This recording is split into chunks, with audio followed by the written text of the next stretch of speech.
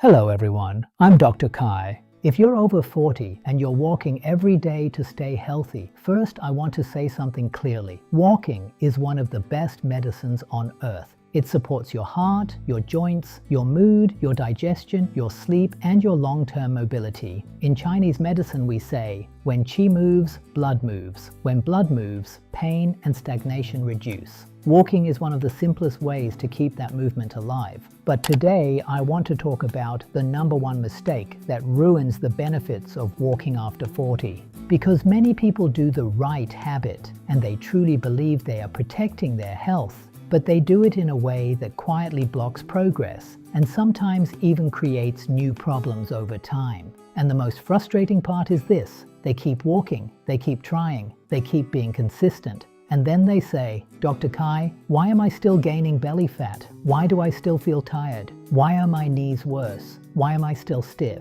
So in this video, I'm going to show you what that mistake is, why it matters specifically after 40, how it looks from a Chinese medicine point of view, and exactly how to fix it with a simple routine you can start today. Now, before I reveal the mistake, I want to make one thing very clear.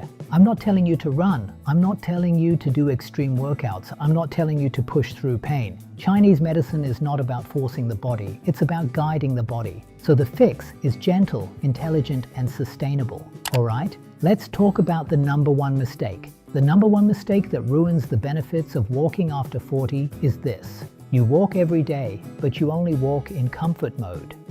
You always walk at the same easy pace, on the same flat route, for the same distance, with the same breathing and the same posture, and you never give your body a reason to adapt. Walking becomes a ritual, but not a training signal.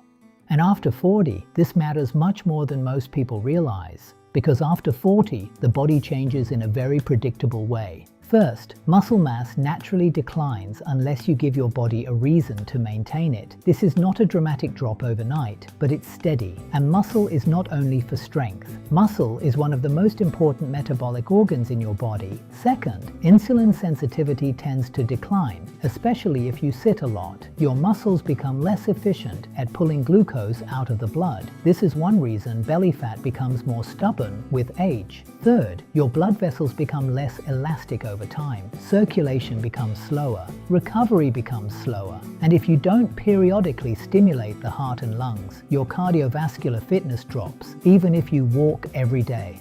So yes, comfortable walking is still good. It's far better than sitting. But if your walking is always comfortable, your body stops improving. It becomes maintenance at best. And for many people, it becomes a false sense of security. I walk, so I'm healthy. But their metabolism, strength, and circulation still slowly decline. Now, I want to explain this from Chinese medicine. In Chinese medicine, aging is strongly connected to kidney energy, your deep reserves, and to the smooth movement of qi and blood through the channels. After 40, the kidney system naturally becomes more precious. The body is still strong, but you must manage your reserves more wisely. At the same time, many people begin accumulating dampness and stagnation because digestion becomes weaker, stress becomes chronic, and movement becomes less varied. Walking is excellent because it moves qi. But here's the key. For qi to truly move through stagnation, the movement must have enough activation. If the movement is too gentle, it doesn't break stagnation. It's like stirring thick soup with a small spoon. The soup moves a little, but the heavy parts remain stuck. So the Chinese medicine view is this. Comfort walking is good for maintenance and calming, but it may not be enough to transform stagnation after 40. Now, how do you know if you are stuck in comfort mode? Let me give you a simple test. When you finish your walk, ask yourself, do I feel slightly warm, slightly more awake, and more alive than when I started? Or do I feel exactly the same, or even more tired? If you feel exactly the same, your walk is healthy, but you're not getting the full training benefit. If you feel more tired, heavy, or drained, that means something else is happening too. Either your intensity is wrong, your posture is wrong, your breathing is wrong, or your recovery is insufficient. We will talk about that. Now, some people will say, Dr. Kai, I walk for 10,000 steps every day. That's excellent, but steps alone don't tell the full story. A slow 10,000 step day with no elevation and no intensity changes can still leave your heart, your lungs, and your muscles understimulated. So the fix is not walk more. The fix is walk smarter.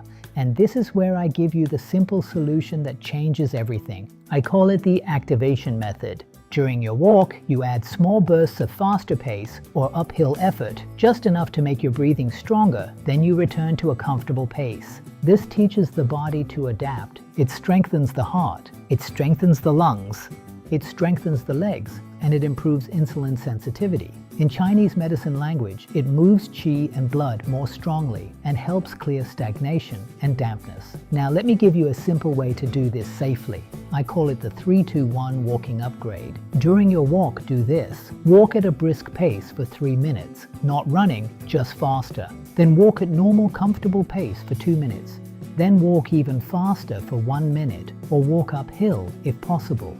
Then return to comfortable pace. Repeat this cycle 2 or 3 times. That's it. This is enough to trigger adaptation. And it's gentle enough that most people over 40 can do it safely, as long as they don't have medical restrictions. If you have heart disease, severe joint issues, or medical concerns, consult your healthcare provider before changing exercise intensity. Now, why does this work so well? Because your body needs a reason to keep muscle. Your body needs a reason to improve circulation. Your body needs a reason to maintain cardiovascular fitness. If you never raise your heart rate, your heart becomes less efficient over time. If you never challenge the legs become weaker over time.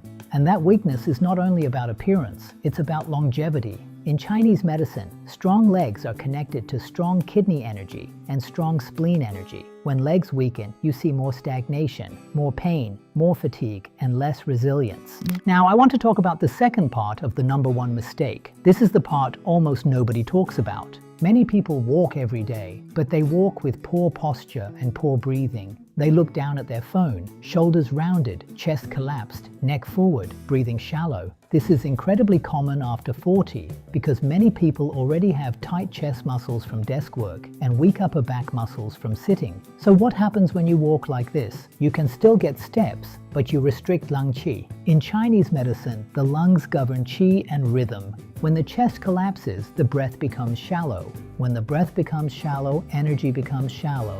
You may feel tired faster and your walk becomes less effective. Your neck and shoulders also become tighter, which can lead to headaches and tension. And here is something subtle. Collapsed posture compresses the abdomen, which affects digestion. So you can walk daily and still have poor digestion and belly fat patterns if your posture is constantly compressing the middle. So the posture fix is simple. When you walk, imagine a string gently lifting the top of your head. Relax your shoulders. Lift your chest slightly, but don't force it. Let your arms swing naturally. Look forward, not down. This alone can change how you feel during a walk. Now, breathing. Try this breathing pattern during your walk. Inhale for 3 steps. Exhale for 4 steps. This creates a longer exhale, which calms the nervous system.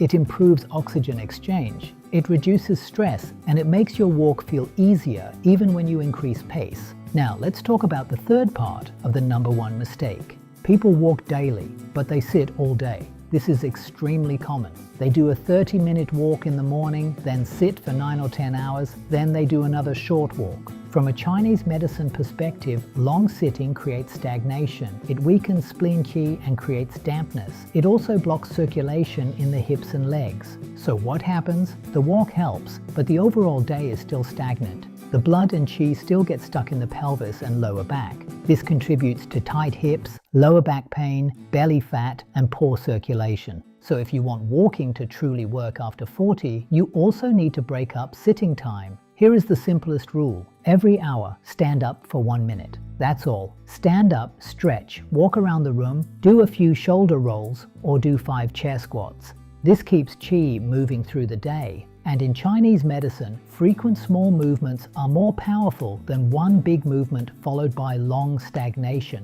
Now, I want to address something that many people confuse. They say, I walk daily, but I'm gaining weight. Walking can support weight regulation, but weight is also influenced by diet, sleep, stress, hormones, and metabolism.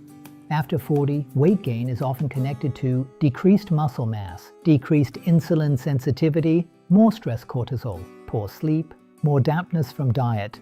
So walking alone, especially comfort walking, may not be enough. But the good news is walking can become enough when you combine it with small upgrades. I'm going to give you a complete walking strategy that works extremely well after 40 without being extreme. First, daily walking 20 to 45 minutes. Second, 3 times per week. Include activation intervals like the 3-2-1 method.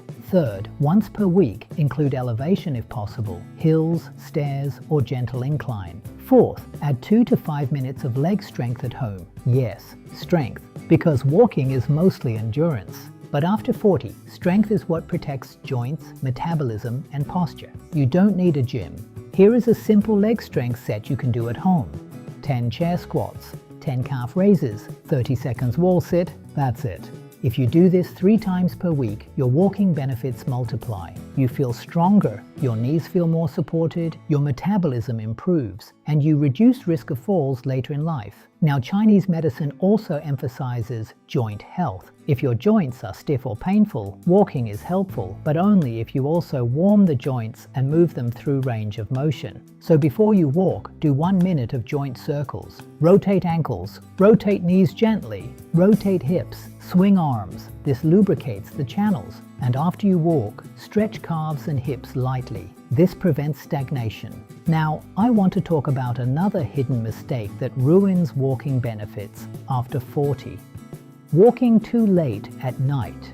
Many people walk in the evening, which is fine, but if you walk very late, very intensely, or right before bed, it can stimulate the nervous system and make sleep worse. In Chinese medicine, night is yin time. You want to calm down and return inward. So if you walk in the evening, keep it gentle and finish at least 1 to 2 hours before bed. If your goal is better sleep, late night intensity can be counterproductive. Now, another mistake, walking when you are depleted and not recovering. Some people are overworked, underslept, stressed, and they force exercise aggressively. In Chinese medicine, this can drain qi and kidney reserves. You might feel tired all day, then push a hard walk, then crash. So we regulate. On days you feel depleted, you walk gently. On days you feel strong, you add activation. This is wisdom. Now I want to talk about the Chinese medicine concept of dampness because it's very relevant to walking and belly fat after 40.